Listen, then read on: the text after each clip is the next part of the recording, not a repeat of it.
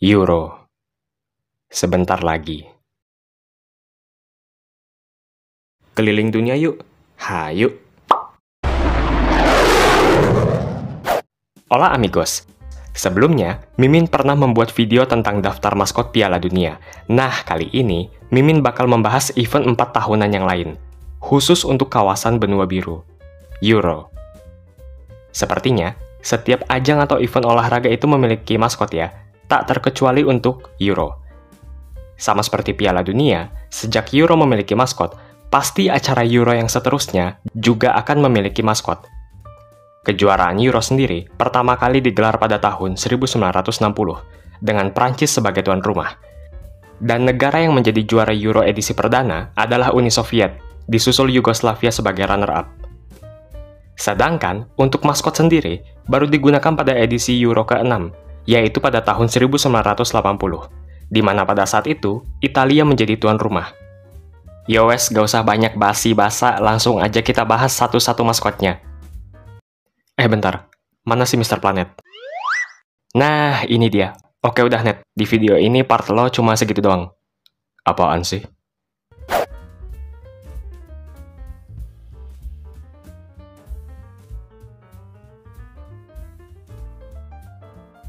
Hayo amigos, siapa yang di sini hobi berbohong? Hobi berdusta.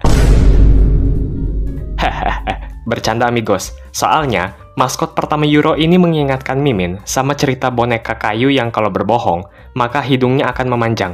Yoi, Pinocchio. Dan kebetulan banget nih, cerita Pinocchio emang asalnya dari Italia. Nah, Mimin jelasin ciri-ciri dari anak yang suka berbohong. Maksud Mimin, ciri-ciri dari maskot ini. Sebuah boneka kayu yang menyerupai seorang anak kecil, persis dengan cerita dongeng Pinocchio. Pinocchio ini memakai topi putih di kepalanya, dan sekilas agak mirip sama origami kapal pesiar ya.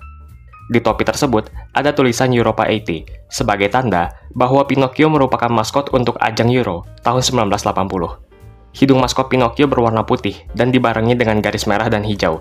Pinocchio ini bukan lagi main trading kripto, tapi garis merah dan hijau ini merepresentasikan bendera Italia. Pinocchio itu muncul di Euro edisi 1980, sedangkan Ciao muncul di Piala Dunia edisi 1990. Berarti Pinocchio lebih tua dong daripada Ciao. WK. Oke, kita lanjut. Banyak yang beranggapan kalau Pinocchio itu merupakan sosok yang paling pas untuk dijadikan simbol Italia sebagai tuan rumah. Pinocchio sebenarnya udah diperkenalkan oleh Federasi Sepak Bola Italia, FIGC, di bulan Oktober 1979. Namun belum menyebutkan nama maskot tersebut sebagai Pinocchio. Oleh karena mereka mengira nama karakter Pinocchio itu hak ciptanya masih dipegang oleh Walt Disney. Namun saat drawing pada tanggal 16 Januari 1980, nama Pinocchio dapat digunakan sebagai nama maskot tersebut. Soalnya, hak cipta atas nama Pinocchio yang dipegang oleh Walt Disney sudah habis kontraknya setelah 50 tahun sebelumnya. BTW, Euro 1980 menjadi edisi yang pertama kali mengikut sertakan 8 timnas. Nah, jadi gini amigos, pada beberapa edisi Euro yang sebelumnya, setelah babak kualifikasi, cuma ada 4 timnas yang ikut sebagai peserta. Jadi bukan seperti Euro yang kita kenal pada zaman sekarang.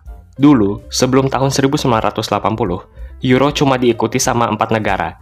Jadi langsung semifinal, dan setelahnya, final, dan juga perebutan juara ketiga.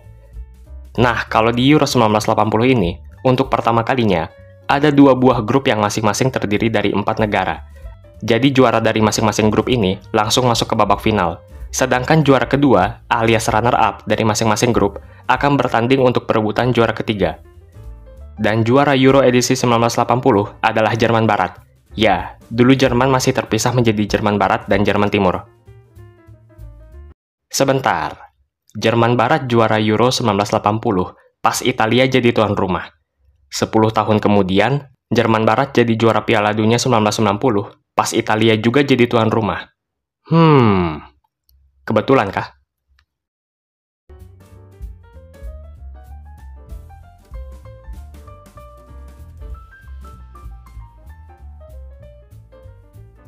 Empat 14 tahun sebelum Prancis menggunakan ayam sebagai maskot Piala Dunia 1998, mereka sudah menggunakan ayam sebagai maskot pada gelaran Euro edisi 1984. Namanya adalah Peno. Nama peno ini sendiri merupakan sebuah kata untuk menyebut penalti. Seekor ayam jantan yang menggunakan jersey berwarna biru khas timnas Prancis, celana putih dengan sepasang sepatu, serta menggunakan sarung tangan yang berwarna putih, dan dia juga memegang sebuah bola. Kalau kita perhatiin dengan saksama, kita bisa melihat ada juga angka 84 pada jersey peno, menandakan tahun edisi Euro tersebut. Kalau bicara soal simbol Prancis, pasti kita langsung kepikiran sama yang namanya ayam jantan. Le Coq Gallois adalah bahasa Prancis untuk ayam jantan Galia. Ayam jantan sendiri memang dianggap sebagai simbol keberuntungan bagi Prancis. Nah, ada satu lagi kesamaan antara Euro 1984 dengan Piala Dunia 1998. Selain Prancis menjadi tuan rumah, dan maskot yang digunakan adalah seekor ayam jantan, satu lagi kesamaannya adalah Prancis menjadi juara. Yap, Prancis menjadi tuan rumah sekaligus juara untuk Euro edisi 1984.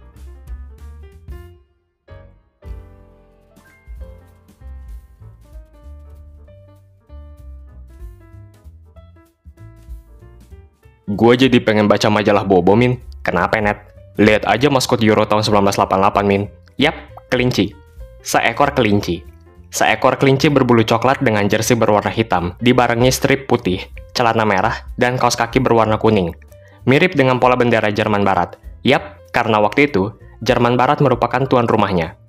Kelinci ini sendiri merupakan kelinci Paskah atau Osterhaus.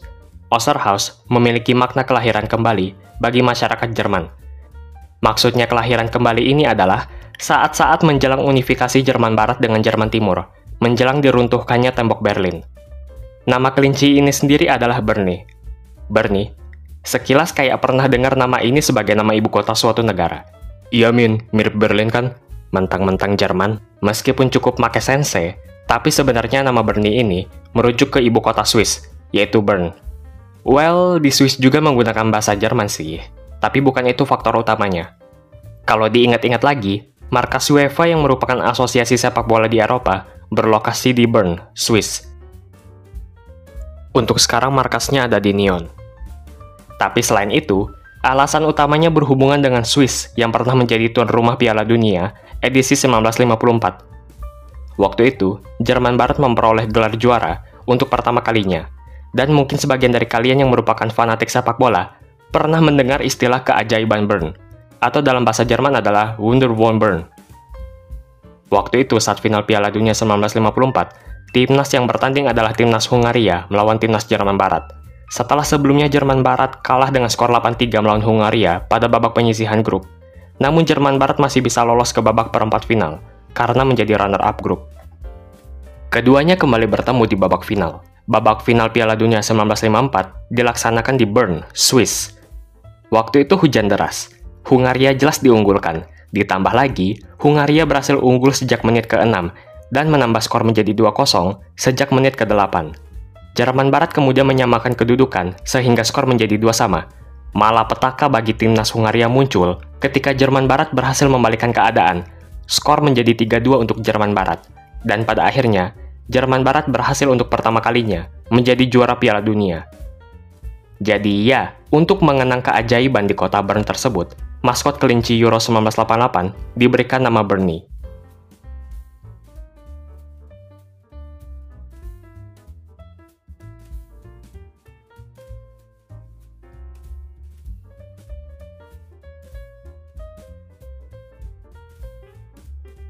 Kalian nggak salah baca. Yap, maskot ini namanya Rabbit. Tapi jujur ya, Mimin sendiri nggak tahu rabbit itu artinya apa gitu. Rabbit artinya apa sih, Net? Apa ya? Gue juga lupa apa artinya sih, Min. Amigos boleh kasih tahu dong, rabbit itu artinya apa? Ya, karena berhubung Mimin sama Mr. Planet lupa ya, rabbit kalau dalam bahasa Indonesia itu hewan apa, kita lupa. Sorry, amigos. Yang jelas, rabbit itu merupakan sesosok kelinci. Yap, kelinci kembali digunakan sebagai maskot Euro. Kali ini untuk edisi tahun 1992. Di mana negara asalnya seorang talenta muda sepak bola, Mamang Zlatan, yaitu Swedia. Oh iya, habis ini boleh dong amigos nonton juga video Mimin bahas negara-negara Skandinavia. Yang ini amigos. Untuk pertama kalinya, kita melihat hewan yang sama dijadikan sebagai maskot 2 kali berturut-turut. Well, perlu diketahui, waktu itu Swedia terpilih sebagai tuan rumah untuk Euro 1992. Namun Swedia memiliki budget yang terbatas. Sehingga, sampai-sampai Swedia melakukan recycle terhadap Bernie untuk dijadikan sebagai maskot. Sehingga sekilas, Rabbit sangat mirip dengan Bernie. Yang membedakan hanyalah warna bulunya. Rabbit memiliki warna bulu yang lebih terang, dan juga mengenakan jersey khas timnas Swedia, yang berwarna kuning dan biru. Sebenarnya waktu itu, Spanyol juga sempat mengajukan diri untuk menjadi tuan rumah Euro 92. Namun UEFA lebih memilih Swedia, dikarenakan pada saat yang sama, Spanyol menjadi tuan rumah untuk 2 event besar, yaitu Expo 1992 atau pameran dunia, dan juga tuan rumah untuk Olimpiade 92. Kembali lagi ke maskot. Nama yang dipilih pun adalah Rabbit, yang artinya adalah kelinci dalam bahasa Inggris. Ya, sesimpel itu. Oh iya, BTW Mimin masih lupa Rabbit itu artinya apaan. Anyway, juara Euro 92 adalah Denmark.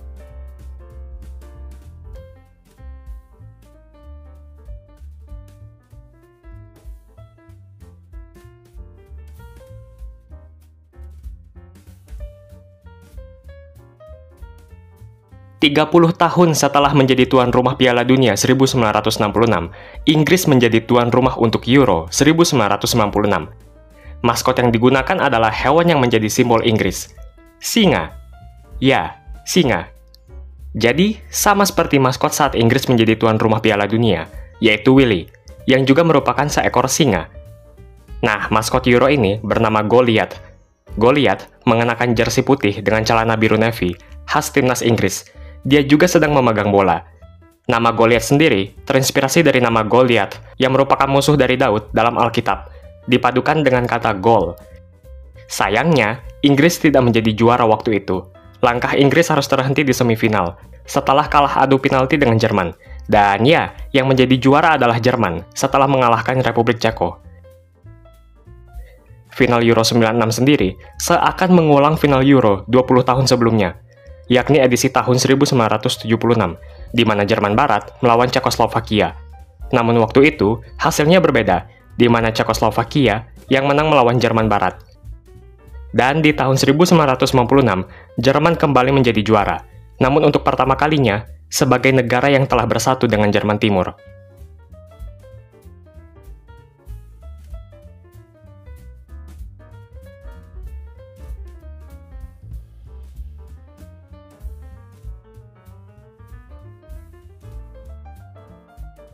Kita lanjut ke Euro edisi tahun 2000. Untuk pertama kalinya, ajang Euro dilaksanakan di 2 negara. Alhasil, maskot yang dihadirkan merupakan perpaduan dari 2 negara tuan rumah.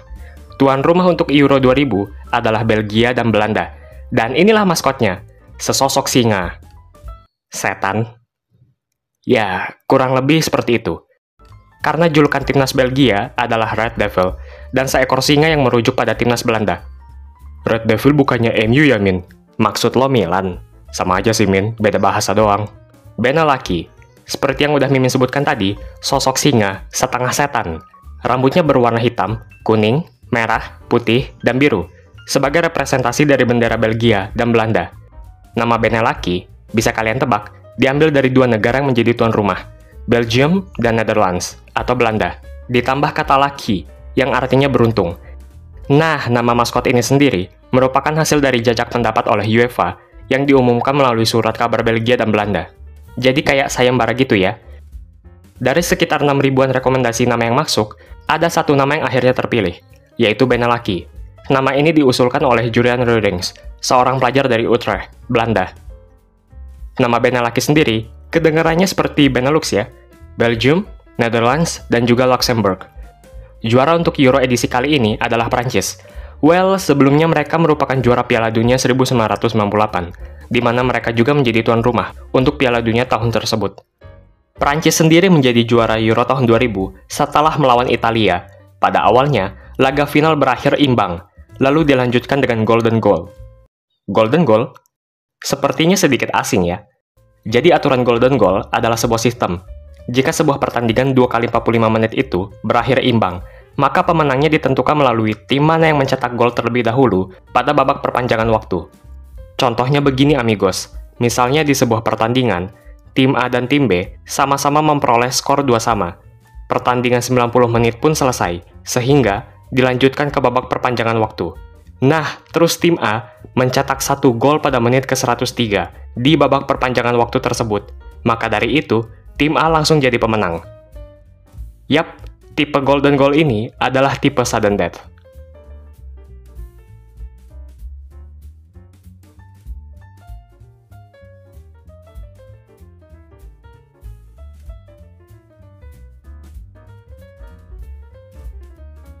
Untuk pertama kalinya, maskot Euro bukanlah sesosok hewan antropomorfik, melainkan seorang bocil. Bocil ini bernama Kinas. Sesosok bocil yang memakai jersey khas timnas Portugal. Baju merah marun dengan celana hijau, dengan nomor 04 di jersinya, menandakan tahun digelarnya Euro edisi ke-12 tersebut. Bocil ini sangat ceria, dan kalau diperhatikan rambutnya agak mirip dengan Uchiha Sasuke ya. Lancip ke belakang. Nama Kinas sendiri diambil dari bandera das Kinas, yang artinya bendera nasional Portugal. Sebuah hal yang menarik, bocil Kinas ini bukan didesain oleh UEFA ataupun penyelenggara, melainkan oleh Warner Bros. Yap, Warner Bros. Bugs Bunny. Tapi tahukah kalian, ada sebuah kejutan pada Euro 2004 ini? Sebab, sebuah tim kuda hitam, yakni timnas Yunani, menjadi juara setelah mengalahkan tuan rumah Portugal pada babak final dengan skor 1-0.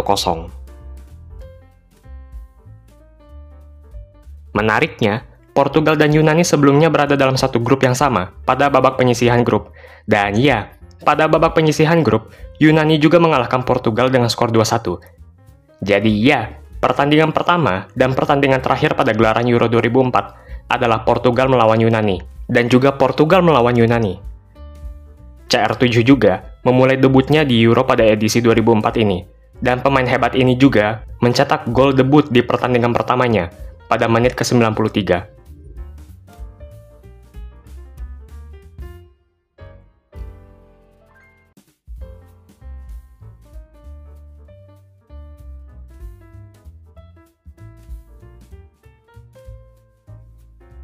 Hey, kalian pernah lihat iklan ini? Dulu sering nongol ya di TV. Lagunya sendiri memorable banget. Tiap Mimin bangun tidur ya, nyalain TV, mau nonton Zona Kapur, ada iklan si kembar ini. Kembali lagi, tuan rumah untuk Euro adalah dua negara, yaitu Austria dan Swiss. Dan untuk pertama kalinya, konsep maskotnya adalah sepasang anak laki-laki kembar. Kedua anak ini bernama Trix dan Flix. Seperti biasa, jersey masing-masing merepresentasikan kedua negara yang menjadi tuan rumah. Kedua anak ini memakai topeng merah dan berbentuk spiky atau berduri, yang melambangkan pegunungan Alpen. Trix mengenakan jersey putih dengan celana merah, dan Flix sebaliknya, jersey merah dengan celana putih. Dan jersey kedua bocil ini bertuliskan angka 20 dan 08, yang melambangkan tahun edisi Euro tersebut, yaitu tahun 2008. Pemilihan nama Trix dan Flix melibatkan sekitar lebih dari 67.000 suara dari kedua tuan rumah. Jadi ada 3 pasang nama yang menjadi kandidat, yaitu Flix dan Trix, Flix dan Beats, dan Zaggy dan Ziki. Bukan Pipo Inzaghi. Pada akhirnya, Trix dan Flix yang terpilih setelah unggul secara tipis dari 2 pasang nama kandidat yang lain. Trix dan Flix memperoleh 36,3% suara. Pemilihan suara ini sendiri dilakukan melalui situs resmi Euro 2008, melalui restoran cepat saji di kedua negara tersebut, atau melalui jasa telepon, yaitu Telekom Austria. Dan siapa yang menjadi juara Euro 2008? Ya, awal mula kejayaan dari permainan yang disebut Tiki Taka, generasi emas timnas Spanyol, yang menjadi juara, dan memperoleh gelar kedua mereka, setelah pernah menjadi juara Euro pada tahun 1964, dan salah satu penyerang hebat Spanyol pada masanya, Mas David Villa, menjadi top skor.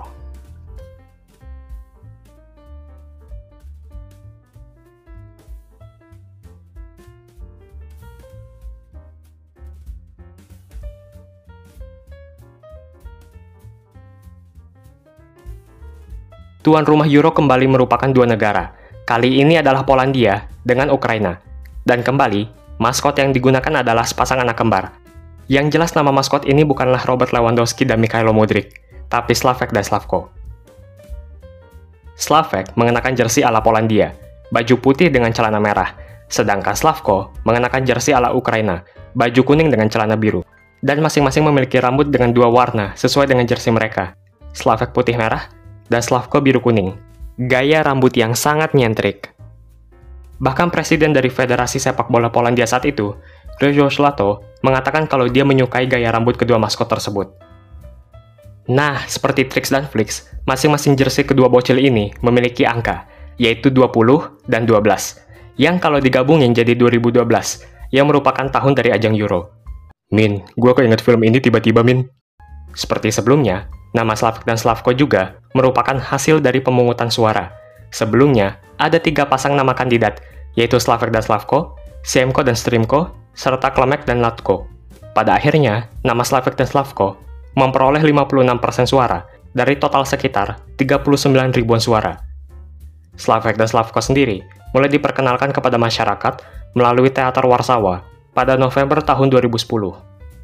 Tebak siapa juara Euro 2012? Timnas Spanyol. Setelah mengalahkan timnas Italia di partai final dengan skor telak 4-0. Dan kalau saja Abang Casillas waktu itu tidak meminta kepada wasit untuk menghentikan pertandingan, kita tidak tahu apa yang selanjutnya bakal terjadi. Ya, waktu itu era keemasan timnas FC Barcelona. Maksud Mimin timnas Spanyol. Sudahlah menjadi juara Euro 2008, kemudian juara juga Piala Dunia tahun 2010, kemudian menjadi juara kembali dalam Euro 2012, menjadi gelar juara bagi Spanyol untuk ketiga kalinya.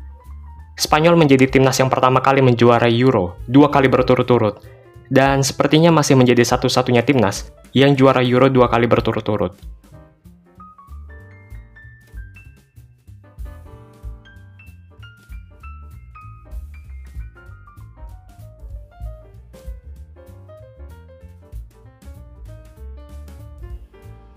Mimin rasa, lagu This One's For You merupakan salah satu lagu yang sangat memorable.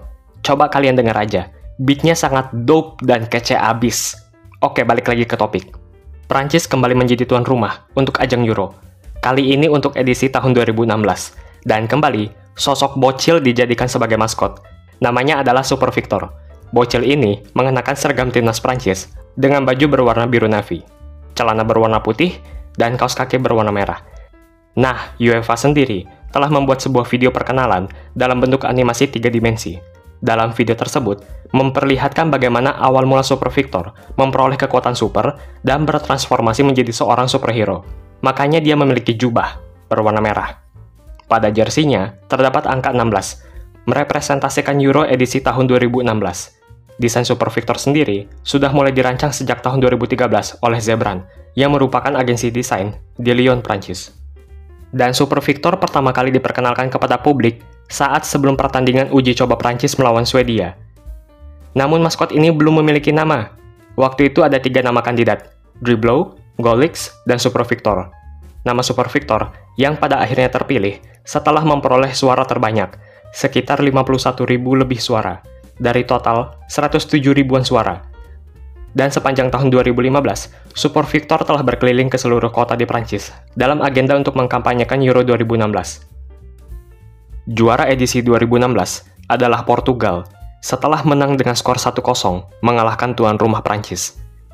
Ya, siapa yang masih ingat momen CR7 memberikan semangat kepada rekan setimnya di lapangan? Dan gelar juara ini menjadi gelar juara Euro pertama bagi Portugal.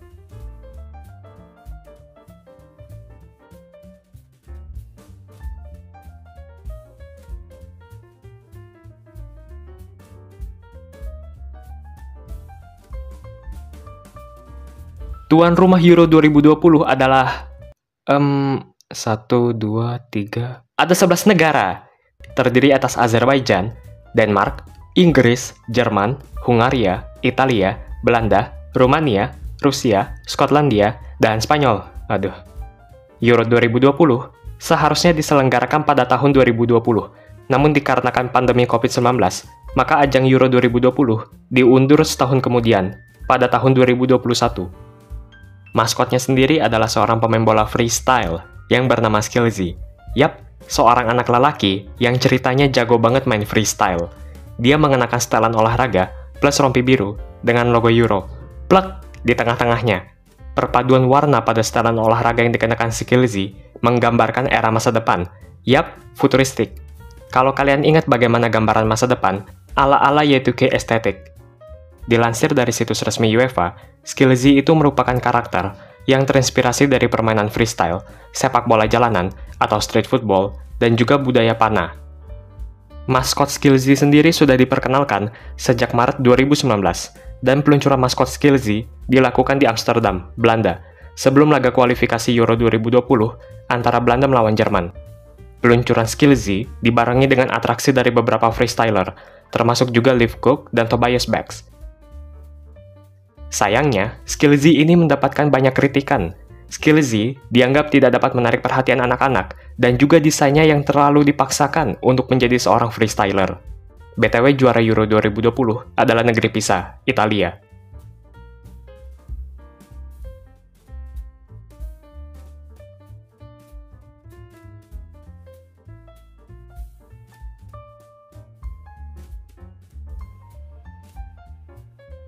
Setelah sekian lama, akhirnya hewan antropomorfik kembali digunakan.